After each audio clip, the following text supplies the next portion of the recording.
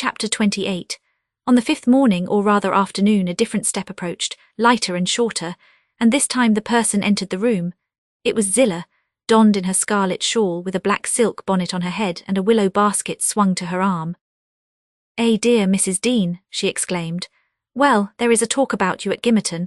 I never thought but you were sunk in the Black Horse Marsh and missy with you till master told me you'd been found and he'd lodged you here. What? And you must have got on an island, sure. And how long were you in the hole? Did master save you, Mrs. Dean? But you're not so thin, you've not been so poorly, have you?" "Your master is a true scoundrel," I replied, "but he shall answer for it. He needn't have raised that tale, it shall all be laid bare." "What do you mean?" asked Zillah. "It's not his tale, they tell that in the village about your being lost in the marsh, and I calls to Earnshaw when I come in, they's queer things, Mr. Harriton happened since I went off. It's a sad pity of that likely young lass and cant Nellie Dean." He stared. I thought he had not heard aught, so I told him the rumour.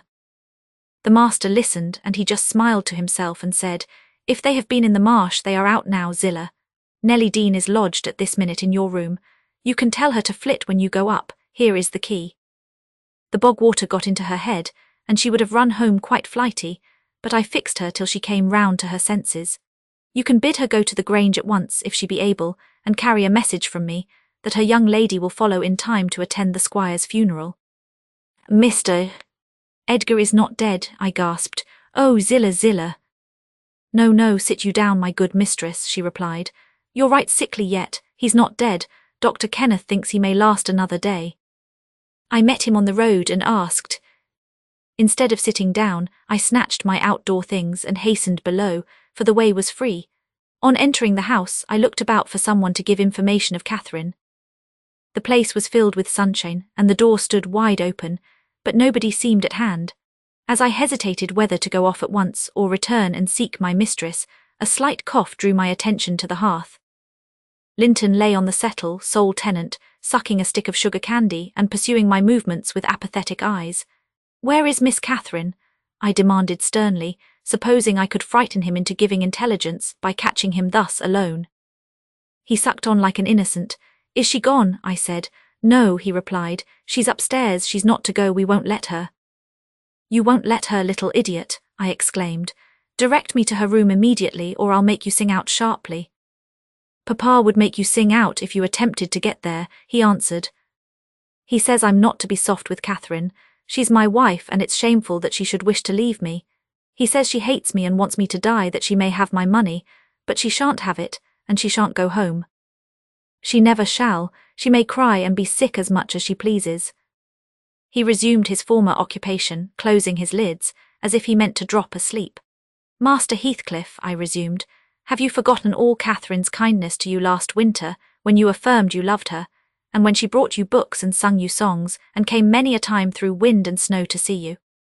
She wept to miss one evening because you would be disappointed, and you felt then that she was 100 times too good to you, and now you believe the lies your father tells, though you know he detests you both, and you join him against her.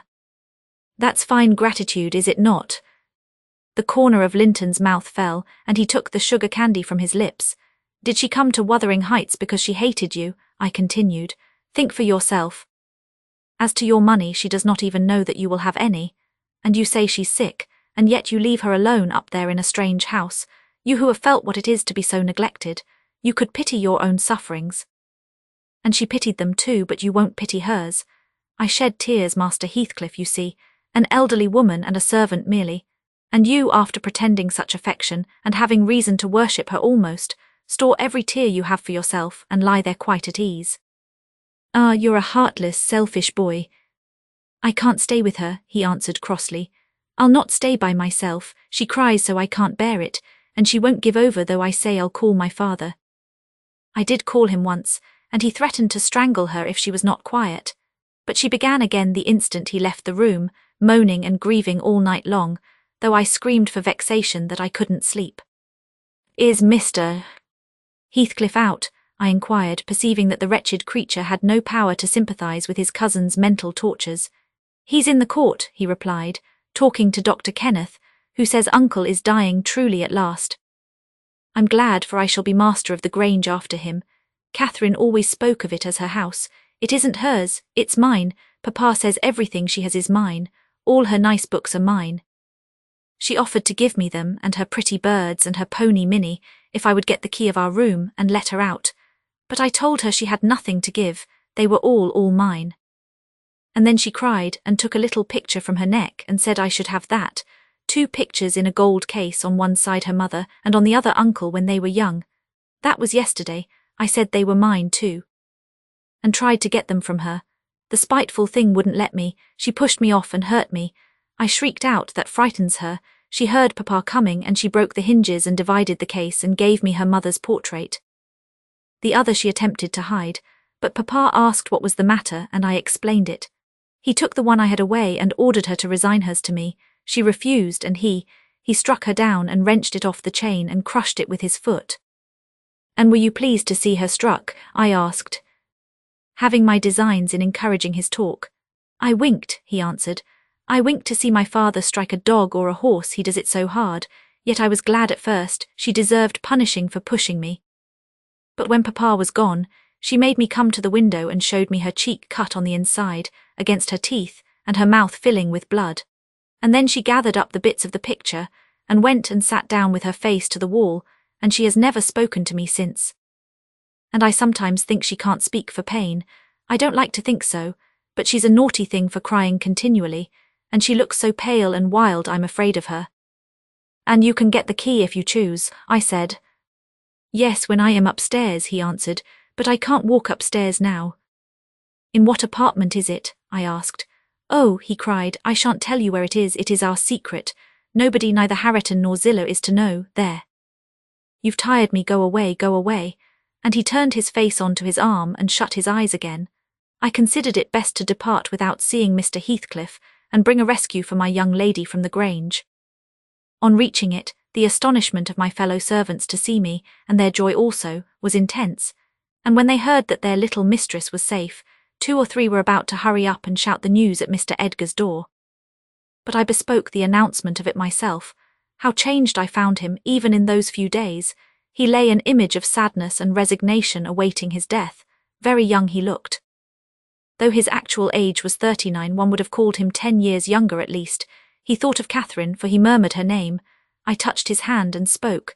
Catherine is coming, dear master, I whispered. She is alive and well. And will be here, I hope, tonight. I trembled at the first effects of this intelligence. He half rose up, looked eagerly round the apartment, and then sank back in a swoon. As soon as he recovered, I related our compulsory visit and detention at the Heights. I said Heathcliff forced me to go in, which was not quite true. I uttered as little as possible against Linton. Nor did I describe all his father's brutal conduct, my intentions being to add no bitterness, if I could help it, to his already overflowing cup. He divined that one of his enemy's purposes was to secure the personal property, as well as the estate, to his son. Or rather himself, yet why he did not wait till his decease was a puzzle to my master, because ignorant how nearly he and his nephew would quit the world together. However, he felt that his will had better be altered. Instead of leaving Catherine's fortune at her own disposal, he determined to put it in the hands of trustees for her use during life, and for her children if she had any after her. By that means, it could not fall to Mr. Heathcliff should Linton die. Having received his orders, I dispatched a man to fetch the attorney and 4 more, provided with serviceable weapons, to demand my young lady of her gaoler. Both parties were delayed very late. The single servant returned first. He said Mr. Green, the lawyer, was out when he arrived at his house, and he had to wait 2 hours for his re-entrance, and then Mr. Green told him he had a little business in the village that must be done, but he would be at Thrushcross Grange before morning. The 4 men came back unaccompanied also. They brought word that Catherine was ill, too ill to quit her room. And Heathcliff would not suffer them to see her.